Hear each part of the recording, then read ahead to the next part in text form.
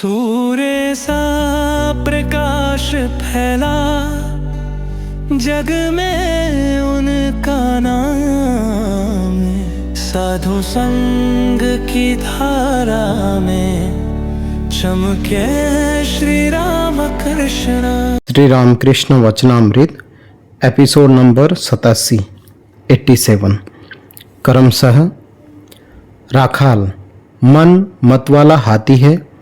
श्री रामकृष्ण सिंह वाहिनी का सिंह इसलिए हाथी को दबाए हुए है। संध्या समय मंदिर में आरती हो रही है। श्री रामकृष्ण भी अपने कमरे में ईश्वर का नाम ले रहे हैं। कमरे में धूनी दी गई।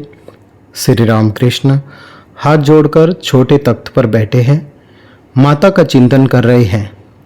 बेलघरिया के गोविंद मुखर्जी और उनके कुछ मित्रों ने आकर उनको प्रणाम किया और जमीन पर बैठे। मास्टर और राखाल भी बैठे हैं। बाहर चांद निकला हुआ है। जगत चुपचाप हंस रहा है। कमरे के भीतर सब लोग चुपचाप बैठे श्री रामकृष्ण की शांत मूर्ति देख रहे हैं। आप भावमग्न हैं। कुछ देर बाद बातें की, अब भी भावाविष्ट हैं। शीर्षक श्यामा रूप उत्तम भक्त विचार पथ। श्री रामकृष्ण भावमग्न, तुम लोगों को कोई शंका हो तो पूछो, मैं समाधान करता हूँ। गोविंद तथा अन्य भक्त लोग सोचने लगे। गोविंद, महाराज श्यामा रूप क्यों हुआ? श्री रामकृष्ण, वह तो सिर्फ दूर से वैसा दिखता है, पास जाने पर कोई रंग ही नहीं। तालाब का पानी दूर से काला दिखता है, पास जाकर हाथ से उठाकर देखो कोई रंग नहीं। आकाश दूर से नीला रंग का दिखता है, पास आकाश को देखो कोई रंग नहीं। ईश्वर के जितने ही समीप जाओगे उतने ही धारणा होगी कि उनके नाम रूप नहीं। कुछ दूर हट जाने से फिर वही मेरी श्यामा माता जैसे घास फूल का रंग। श्यामा पुरुष है या प्रकृति? किसी भक्त ने पूजा की थी। कोई दर्शन करने आया तो उनसे देवी के गले में जनेऊ देखकर कहा, तुमने माता के गले में जनेऊ पहनाया है। भक्त ने कहा, भाई तुम्ही ने माता को पहचाना है, मैं अब तक नहीं पहचान सका कि वे पुरुष है या प्रकृति, इसलिए जनेऊ पहना दिया था। जो श्यामा है वे ही ब्रह्म है, जिनका रूप है वे ही रूपहीन भी है, जो सगुण है वे ही निर्गुण है। ब्रह्मा ही शक्ति है और शक्ति ही ब्रह्मा, दोनों में कोई भेद नहीं। एक सच्चिदानंदमय है और दूसरी सच्चिदानंदमयी। गोविंद, योग माया क्यों कहते हैं? श्री रामकृष्ण, योग माया अर्थात पुरुष प्रकृति का योग।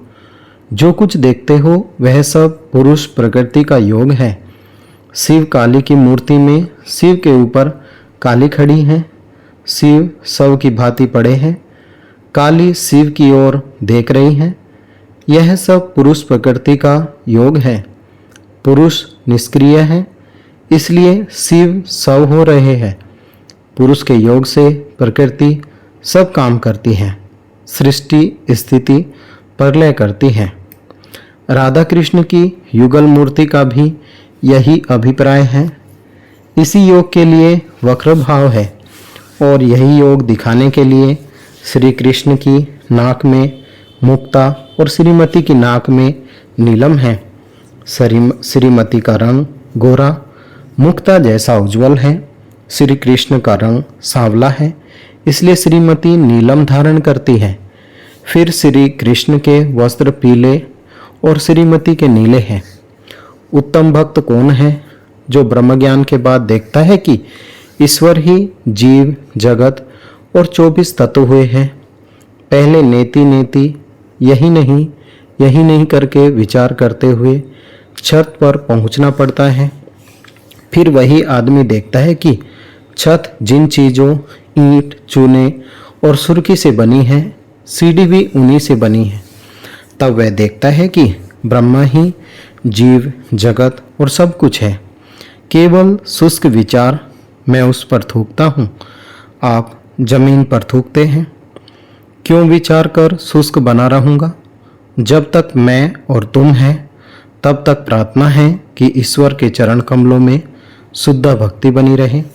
गोविंद से कभी कहता हूँ तुम ही मैं हो और मैं ही तुम हूँ, फिर कभी तुम ही तुम हो, ऐसा हो जाता है। इस समय आपने अहम को ढूंढ नहीं पाता, शक्ति का ही अवतार होता है। एक मत से राम और कृष्ण सच्चिदानंद समुद्र की दो लहरें हैं। अद्वैत ज्ञान के बाद चैतन्य होता है, तब मनुष्य देखता है कि ईश्वर ही सब प्राणियों में चैतन्य रूप से विद्यमान है। चैतन्य लाभ के बाद आनंद होता है। अद्वैत चैतन्य नित्यानंद मास्टर से और तुमसे कहता हूँ ईश्वर के रूप पर अविश्वास मत करना, यह विश्वास करना कि ईश्वर के रूप है।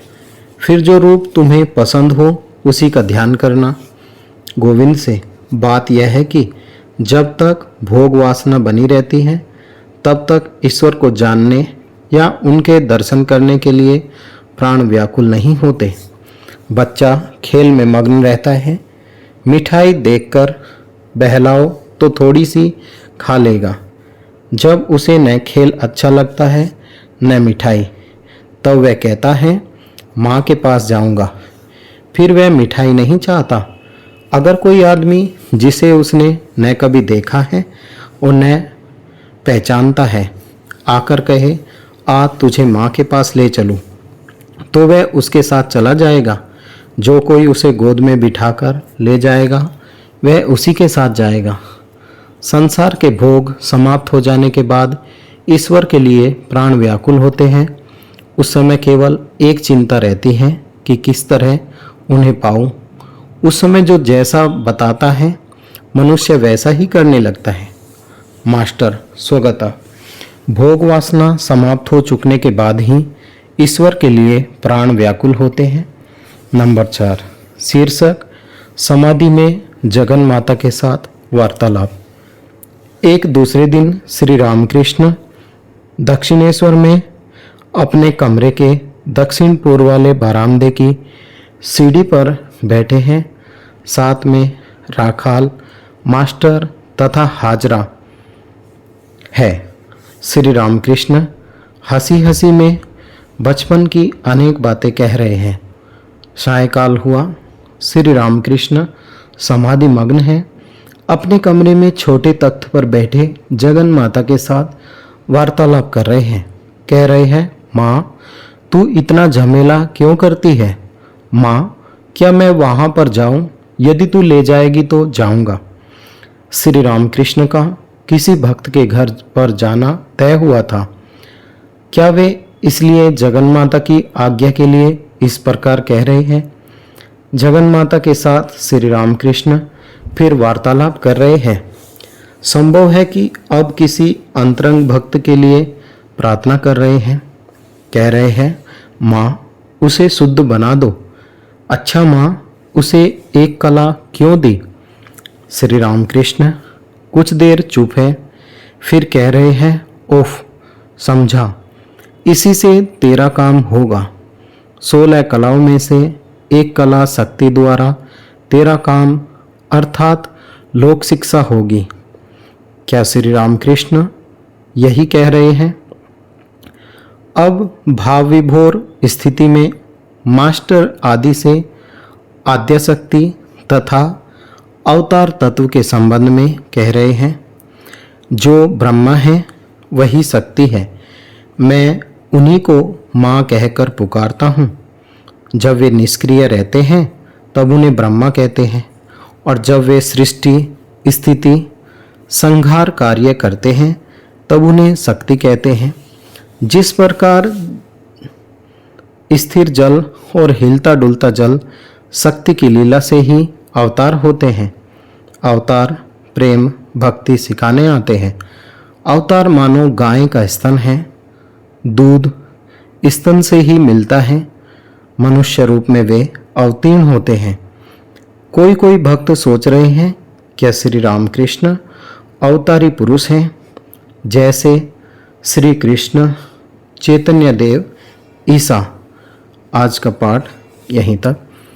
ओम निरंजनम नित्यमनंतरूपम भक्तानुकंपाधृतविग्रहं वे ईशावतारं परमेशमीड्यं तं रामकृष्णं शिरसा नमामि। जय श्री राम कृष्ण।